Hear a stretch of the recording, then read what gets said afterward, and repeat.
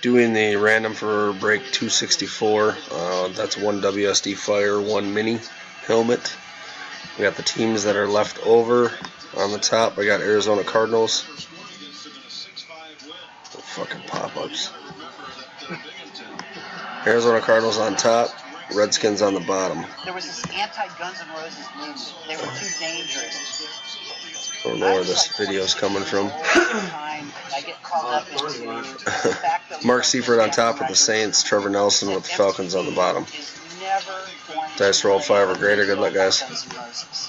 John Malone, who's a conservative Republican, owns half of the cable houses that MTV is broadcast into.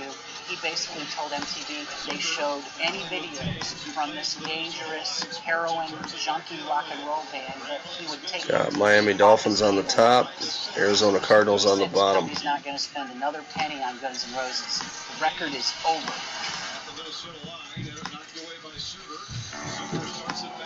By the time the band hit the stage, I estimate there were like 6 record companies there. I could see like the beginning of some gigantic bidding war. Out comes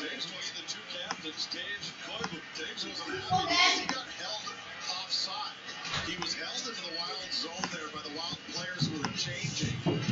How's it going? Matt. What? I need my computer for homework. Oh, great. I'm going live. Just shut it off. Give me your phone. No, I'm just saying they were on my computer. They've been on it for like not even 5 minutes. I just got it from them. That's fine. Sorry. You just gotta buy them one each.